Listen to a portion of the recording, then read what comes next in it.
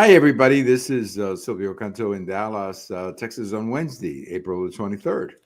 And welcome to our commentary. Well, I guess the big story, I just saw this in the last couple of hours.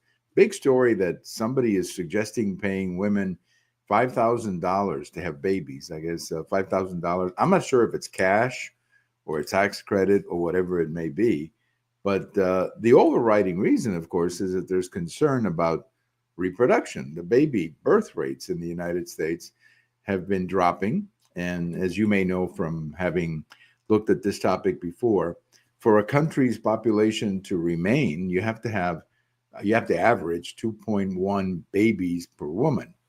And we're under that at the moment, which means that we're not reproducing or won't be reproducing our population in the near future.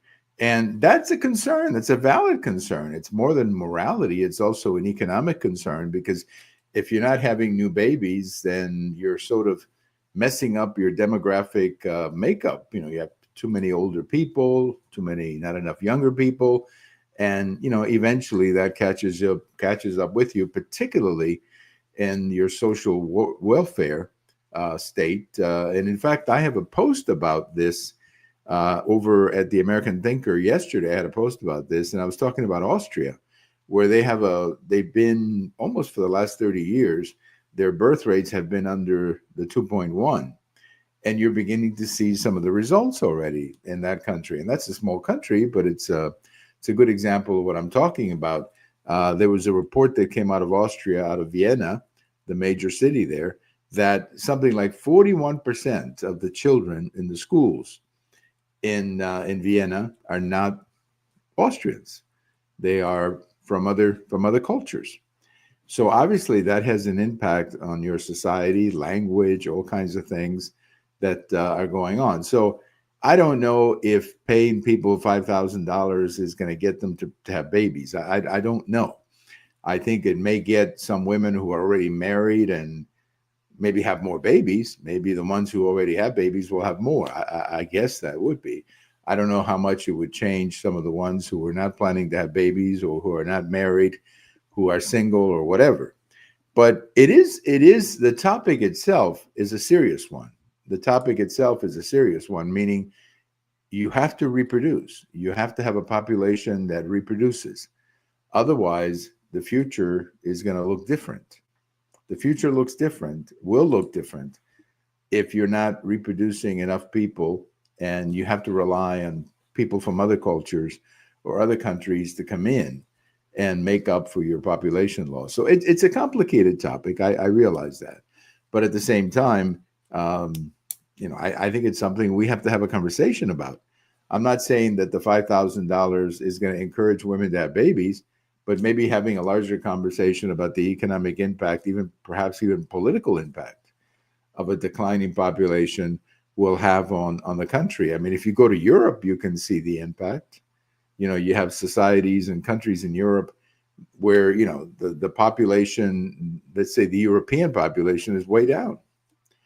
And you also have countries, I mean, there are countries like South Korea, then 40 or 50 years, half of the population will disappear because they're not replacing their older population. If you're 50, 60 years old, obviously in 20 to 30 years, you're going to pass away, but there's nobody to replace you because they're not reproducing. So it's a very complicated topic. I understand that. But it's something that we have to have a conversation where people realize the importance of reproduction. It's not just morality or moral reasons or religious reasons. It's very economic reasons, for real economic reasons. You have to have reproduction of your population to at least maintain the country that you currently have. So $5,000 to have a baby, I'm not sure that will ever be approved or that it would have much of an impact, or maybe not the impact they think they would have. But the larger point here, the conversation we have to have is we are not reproducing as a country. We're not having babies. And that, I think, will have an impact 20, 30 years down the road when you begin to see, more older people in your society and not enough younger people. Who's going to pay Social Security? Who's going to provide? Who's going to pay the taxes, for example, to support these older people? And frankly, who's going to defend the country? Because generally it's younger people who serve in the armed forces. So it's a complicated subject, but something that we should have a conversation about, because again, you just look at other countries, look at Europe, and you can see what happens when well, when they don't have babies. I just visit any European capital and you'll see for yourself what I'm talking about. Well, the whole topic of deportations is in the news because, as you know, the Supreme Court issued a pause over the weekend on deportations of some people. And look, I think these people need to be deported. I do believe that. I think that if you're in the country illegally, particularly engaging in criminal activities, you do need to be deported. We also have to have some kind of due process. You can't just pick up anybody and deport them, especially sending them to a prison like the one in El Salvador, which was created for bad people. But they don't have to be sent to that prison. They can be sent back to their country. But there has to be due process. I agree with that. But you also have to deport people.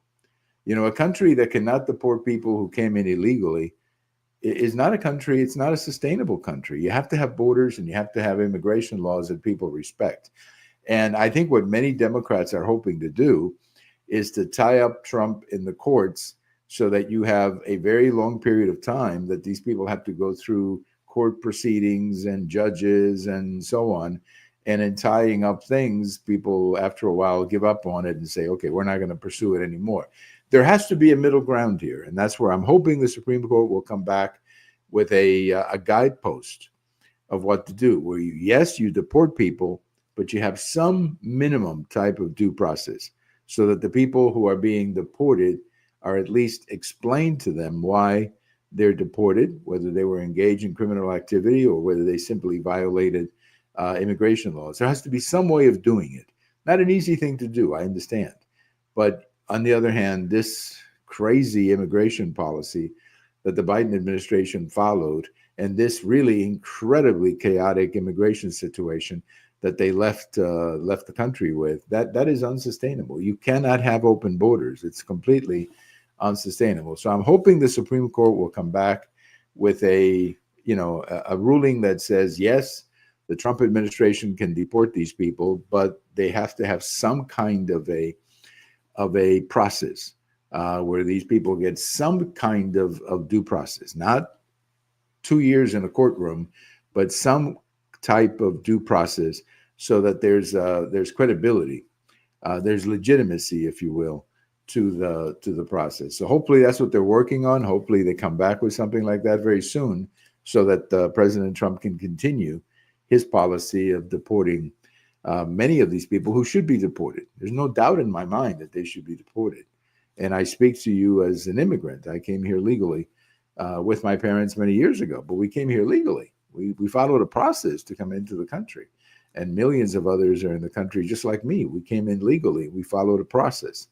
And I don't think it's fair for people like me and millions of others who came here legally and went through the legal process to simply see people come in and provided all kinds of protection when, we had to follow the law and go through the whole process. So hopefully that's what the Supreme Court will come up with. Interesting story from Mexico. You may be familiar with some television announcements. They're not really commercials, but they're like, maybe like public announcements, PA as they call them, public announcements where you have the Department of Homeland Security, Secretary Kristi Noem.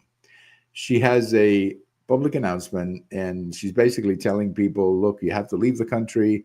And if you use this app and you register, then you'll have a chance to come back someday legally. But if you don't register and you get deported, you're not going to get a chance to come back legally. Well, they are now running ads or public announcements, not really ads again, they're public announcements, in Mexico and in other countries, basically saying the same thing. If you're going to come to the United States, choose to come legally. And if you do, hey, welcome you. But if you're in the country illegally and you get deported, you may never have an opportunity to come back. And these public announcements are running in Mexico. And apparently the government of Mexico, the president of Mexico said that they're going to see how they can get those announcements off of Mexican television, that they don't like the announcements because they feel that the announcements project the idea that people coming to the United States are, involved in drugs or crime or human trafficking and so on, and they want to eliminate those public announcements from Mexican television. I suppose that they can do it. It's their country, their television. I suppose they can do that. Is it a good thing to do? That's another story altogether. Because I think these messages from Secretary Nome are very helpful to people, and they're straightforward. They're not calling anybody anything. They're very straightforward, simply saying, "Look, this is the way it is. If you come here legally, welcome. If you don't, you're going to get deported." And I think they're very straightforward, these messages. But apparently, the government of Mexico doesn't like them, and they want to get them off TV in Mexico. We'll see how that works out. I've got a post about that coming out Thursday morning. Just a quick on this day in history, 1954. So that would make it 71 years ago. Henry Aaron hit number one. Aaron hit home run number one on his way to 755. He, of course, broke the record of 714 held by Babe Ruth for a long time. He broke that record in 1974. And it was on this day when he was a rookie with the Milwaukee Braves that he hit number one against St. Louis. And who knew at the time, of course, that they were watching the future home run leader, Major League home run leader. But it was today in 1954 that a young man named Henry Aaron hit number one on his way to 755. Here's the interesting thing about Henry Aaron that a lot of people forget. He was the last player from the Negro Leagues to make it to the major leagues. As soon as Jackie Robinson came in 1947, more and more players, black players, began to go to the major leagues. So the Negro League sort of started to fade away. And Henry Aaron used to play for the Indianapolis team in the Negro Leagues. And then he went to play for the Braves. So he was the last player of the Negro Leagues who came over to the major leagues. So that's a little history of Henry Aaron, who on this day in 1954, 71 years ago today, hit number one of 755. The great Henry Aaron, who unfortunately passed away a couple of years ago. Thank you for listening. This is Silvio Canto in Dallas, and we'll talk to you later. Bye-bye, everybody.